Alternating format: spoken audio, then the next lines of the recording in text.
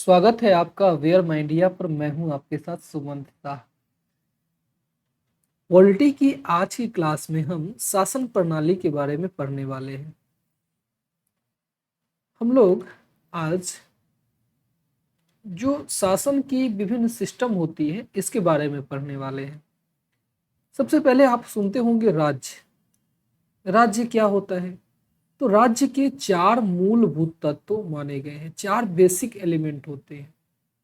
जैसे भारत को यहाँ राज्य के संदर्भ में ले ले। देखिए, पॉलिटी में राज्य दो तरीके के होते हैं। एक तो भारत के विभिन्न राज्य हैं, जैसे 28 राज्य हैं, जबकि मेनली यहाँ राज्य से तात्पर्य दूसरी वाली कैटेगरी के अंतर्गत देश होती है। जैसे भारत भी एक राज्य है, अमेरिका भी एक राज्य है। तो राज्य जो यहाँ पर देश वाली है, इसे हम लोग अंग्रेजी में बड़े एस के साथ लिखते हैं, स्टेट। जबकि जो छोटे हैं जैसे यूपी एमपी, उसे हम लोग छोटे स्टेट एस के साथ लिखते हैं। तो यहाँ स्टेट जो बड़ी वाली स्टेट है, यहाँ अगर राज्य की बात किया जाए तो इस राज्य के चार मूलभूत तत्व माने जाते हैं, चार बेसिक कंपोनेंट माने जाते हैं। पहली बात यह है कि वहाँ निश्चित रूप से जनसंख्या हो, जनता हो या व्यक्ति हो। दूसरा, इस व्यक्तियों पर शासन करने के लिए कोई सरकार हो। फिर इस देश की या इस राज्य की निर्धारित बाउंड्री हो, एक निर्धारित सीमा हो। और चौथा, सबसे महत्वपूर्ण बात है कि वह संप्रभु हो, वह संप्रभु हो, यानी सवर्ण हो। तो संप्रभुता से अर्थ क्या है? संप्रभुता से अर्थ है कि वह बाह्य निर्णय लेने के मामलों में स्वतंत्र हो, वो बाह्य मामलों में स्वयं निर्णय ले सके, उसे किसी का दबाव ना हो जो उसे बाहरी मामलों में किसी दूसरे देश की दखलंदाजी मानने के लिए विवश होना पड़े। जैसे भारत 1947 से पहले बाह्य मामलों को खुद डील नहीं करता था, बल्कि इसे ब्रिटेन करता था। इसीलिए हम कहते हैं कि भारत जो है 1947 में ही एक राज्य बना या संप्रभु देश बना। तो राज्य के ये चार बेसिक एलिमेंट है, जिसमें संप्रभुता सबसे महत्वपूर्ण बातें हैं, ये होनी ही चाहिए। अब अगर ऐसा कोई राज्य हो तो इस राज्य में दो तरीके की शासन प्रणाली होती है। अच्छा, एक चीज और ध्यान रखिएगा, भारत ब्रिटेन से भले ही अब आजाद हो चुका है, लेकिन 1949 में इसने राष्ट्रमंडल की सदस्यता ग्रहण करी है। और इस राष्ट्रमंडल का सदस्य होने के बावजूद ये भारत की संप्रभुता के लिए कोई खतरा नहीं है। तो ये ध्यान रखिएगा। ये आपसे पूछा जा सकता है कि क्या भारत राष्ट्रमंडल का सदस्य है, इससे भारत की संप्रभुता के लिए कोई खतरा है? तो नहीं, इससे कोई खतरा नहीं है। तो भारत में संसदीय शासन प्रणाली। अब संसदीय शासन प्रणाली क्या होता है? तो शासन प्रणाली किसी भी देश में दो तरह के हो सकते हैं। एक हो सकता है संसदात्मक शासन प्रणाली और दूसरा अध्यक्षात्मक शासन प्रणाली। ये लोकतंत्र की बात की जा रही है। राजतंत्र हो तो वो तो अलग बात है, राजतंत्र वाली अलग सिस्टम है, यहाँ राजा होता है। आधुनिक रूप में बात करें तो दो तरीके की शासन प्रणाली होती है। एक होता है संसदात्मक और एक होता है अध्यक्षात्मक। संसदात्मक जो है यह ब्रिटेन और भारत में है, जबकि अध्यक्षात्मक अमेरिका में है। संसदात्मक सबसे पहले ब्रिटेन में चलाया गया था, जबकि अध्यक्षात्मक अमेरिका में होता है। तो भारत में संसदीय शासन प्रणाली है, सबसे बड़ी बात ये विशेषता के रूप में आपको ध्यान रखनी है। अब संसदात्मक होता क्या है? तो संसदात्मक में सबसे बड़ी बात है कि इसमें संसदीय सदस्य द्वारा ही कार्यपालिका का गठन किया जाता है। यानी सरकार कौन होगा, कार्यपालिका कौन होगी। कार्यपालिका का अर्थ है जो अभी सरकार एक्टिव है, इसका गठन संसद के सदस्य ही करते हैं। जैसे भारत की संसद तय करेगी कि वर्तमान में कौन सी सरकार, कौन सी कार्यपालिका होगी। जैसे वर्तमान में नरेंद्र मोदी की सरकार को भारत की संसद से बहुमत प्राप्त है, तो वो संसदीय सदस्य द्वारा ही कार्यपालिका का गठन किया जाता है। जबकि अध्यक्षात्मक में प्रत्यक्ष रूप से चुनाव के द्वारा कार्यपालिका का गठन किया जाता है।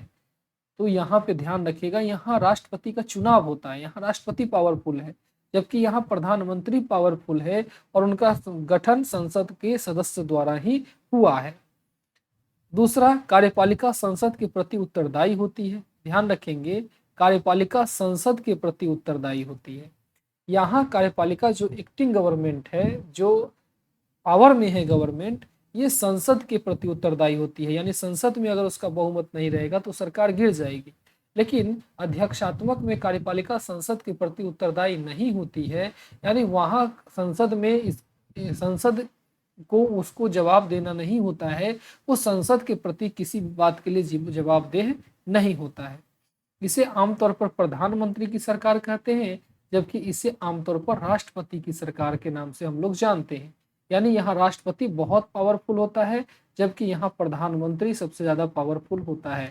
यहाँ नाम मात्र का राष्ट्रपति पावरफुल होता है। हालांकि सरकार के सभी कार्य राष्ट्रपति के नाम से ही होते हैं, लेकिन 74 आर्टिकल का व्यवस्था है, आर्टिकल 74 में यह व्यवस्था दी गई है कि प्रधानमंत्री की नेतृत्व वाली कैबिनेट के सलाह के अनुसार ही राष्ट्रपति कार्य करेगा। तो भारत में संसदीय प्रणाली है, और भारत में संसदीय प्रणाली में न्यायिक पुनर्विलोकन की व्यवस्था है, यानी जुडिशियल रिव्यू की व्यवस्था है, लेकिन ब्रिटेन में नहीं। तो आपने देखा भारत में ब्रिटेन की तरह संसदीय प्रणाली है, लेकिन भारत की ब्रिटेन की संसदीय प्रणाली से भी थोड़ा सा अलग है, क्योंकि ब्रिटेन में संसद संप्रभु है, संसद के पास बहुत ज्यादा पावर है। लेकिन भारत में संसद के पास भी लिमिटेशन है, और संसद के द्वारा कोई अगर कानून बनाया जाता है तो उसकी जुडिशियल रिव्यू हो सकती है, सुप्रीम कोर्ट उस पर विचार कर सकता है। भारत में मंत्रिमंडल का सदस्य बनने के लिए संसद सदस्य बनने की अनिवार्यता होती है। ध्यान रखिएगा, संसद के प्रति जिम्मेदार है, इसीलिए मंत्रिमंडल का आपको अगर सदस्य बनना है, कैबिनेट का सदस्य बनना है, आपको यह बाध्यता है कि आपको संसद सदस्य बनना है। बिना संसद सदस्य बने कोई व्यक्ति अधिकतम 6 माह के लिए संसद कैबिनेट का सदस्य हो सकता है। यह अनुच्छेद 75(5) के अंतर्गत कहा गया है। इससे पूरी की पूरी मंत्रिमंडल पर संसद का प्रभुता, संसद का एक पकड़ बनी रहती है। इसके अलावा अगर बात करें अध्यक्षात्मक शासन प्रणाली में, तो वहाँ राष्ट्रपति अपनी कैबिनेट चुनने के लिए स्वतंत्र है। वह जरूरी नहीं है कि वह संसद सदस्य ही हो। इसके इतर बात करें अगर कल्याणकारी राज्य, तो एक राज्य कल्याणकारी राज्य तब कहलाती है जो वह कमजोर वर्गों के कल्याण का भी प्रबंध करती है ना। और इसका यह अर्थ भी निकलता है कि राज्य हर जगह है, हर व्यक्ति के लिए है, और यह शायद ही किसी को छोड़ता है, कोई गैप किसी को नहीं छोड़ता है। तो ये कल्याणकारी राज्य की कंसेप्ट होती है, और भारत एक कल्याणकारी राज्य है। यह कमजोर वर्गों के कल्याण का प्रबंध करता है। भारत एक गणतंत्र राज्य भी है, और गणतंत्र का अर्थ होता है कि यहाँ का अध्यक्ष निर्वाचित होता है। यहाँ का अध्यक्ष कौन है? राष्ट्रपति, और राष्ट्रपति निर्वाचित होते हैं। जबकि ब्रिटेन का जो राजा है वो निर्वाचित नहीं होता है, वंशानुगत होता है। ऐसे में ब्रिटेन एक गणतंत्र नहीं है, जबकि भारत एक गणतंत्र है, क्योंकि भारत का अध्यक्ष निर्वाचित होता है। इसी के अनुसार भारत में परिसंघीय व्यवस्था है। परिसंघीय व्यवस्था का अर्थ है कि शक्तियों का वितरण केंद्र और राज्यों के बीच हो। अब केंद्र और राज्यों के बीच शक्ति की वितरण होनी चाहिए, यह परिसंघीय व्यवस्था की सबसे महत्वपूर्ण विशेषता है। भारत में भी बंटवारा की गई है, आप जानते हैं, अनुसूची 7 में पिछली क्लास में से पढ़े हैं। और भारत में मजबूत केंद्र वाली संघीय व्यवस्था है। तो बंटवारा, लेकिन फिर भी केंद्र को मजबूत बनाया गया है, और यह मजबूत केंद्र वाली संघीय व्यवस्था कनाडा की देन है, कनाडा से सीखा गया है। और इसमें राज्यों को संघ से बाहर जाने की अनुमति नहीं है। अमेरिका जैसी संघ में राज्यों को संघ से बाहर जाने की अनुमति होती है, लेकिन भारत में राज्यों को संघ से बाहर जाने की अनुमति नहीं है। तो भारत में परिसंघीय व्यवस्था है जो मजबूत केंद्र वाली है। भारतीय संविधान में संघ एवं राज्यों की शक्तियों का स्पष्ट विभाजन किया गया है। कौन सी शक्ति राज्य को है, कौन सी शक्ति संघ को है, यह स्पष्ट रूप से बताया गया है। और यह बताया गया है आपके अनुसूची 7 में। अनुसूची 7 में इस बात की जिक्र की गई है, जिसमें आपने पढ़ा है केंद्र सूची, राज्य सूची और समवर्ती सूची। अध्यक्षात्मक शासन का उदय सर्वप्रथम अमेरिका में हुआ था, ये बातें आपको विशेष रूप से ध्यान रखनी है। जबकि संसदात्मक व्यवस्था का आरंभ सबसे पहले ब्रिटेन में हुआ था। भारत और ब्रिटेन की संसदीय व्यवस्था में एक अंतर की बात अगर करें, तो भारत में संवैधानिक सरकार है, संविधान के द्वारा सरकार बनती है, जबकि ब्रिटेन में संसदीय संप्रभुता है, संसद को वरीयता दी गई है। वहां संसद जो कहती है वही संविधान के रूप में मान्य होता है।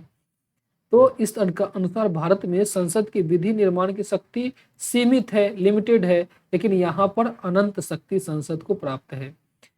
केशवानंद भारती मामले 1973 में सुप्रीम कोर्ट ने मूल ढांचा का सिद्धांत दिया, यानी कहा गया कि संसद संविधान के प्रत्येक प्रावधान को संशोधित नहीं कर सकती है, उसकी बेसिक स्ट्रक्चर में कोई चेंज नहीं हो सकता है। और इसी से न्यायिक पुनर्विलोकन की व्यवस्था का भी जन्म होता है, जहां सुप्रीम कोर्ट किसी भी मामले की जांच कर सकता है कि वह संविधान सम्मत है कि नहीं है। तो ये जुडिशियल रिव्यू की व्यवस्था ब्रिटेन में देखने को नहीं मिलती है। यह न्यायिक पुनर्विलोकन की व्यवस्था भारत में मिलती है और यह व्यवस्था अमेरिका की देन है। ऐसी कोई भी संवैधानिकता के मामले की जांच के लिए सुप्रीम कोर्ट के 5 जजों की पीठ बैठती है, जो अनुच्छेद 145(3) में वर्णित है। भारत में राजनीतिक सत्ता का प्रमुख स्रोत जनता के पास है, ये बातें भी आपको ध्यान रखनी है। भारत में जो पावर है राजनीतिक सत्ता का, यह अल्टीमेट रूप से जनता को सौंपी गई है और इसकी चर्चा मिलती है आपके प्रस्तावना में हम भारत के लोग, यानी प्रस्तावना के जो भी बातें हैं इसे हम भारत के लोग से वर्णित किया गया है। यह भारत में राजनीतिक सत्ता का प्रमुख स्रोत जनता को बनाता है। तो ये शासन प्रणाली की कुछ मूलभूत बातें हैं जिनको आपको ध्यान में रखना चाहिए। हालांकि इसे बहुत आगे जैसे जैसे डिटेल पढ़ेंगे और ये चीज़ें समझ में आती आई जाएंगी, लेकिन बेसिक रूप से आपको ये बातें ध्यान रखनी होगी। मिलते हैं अगले क्लास में, तब तक के लिए बहुत बहुत धन्यवाद।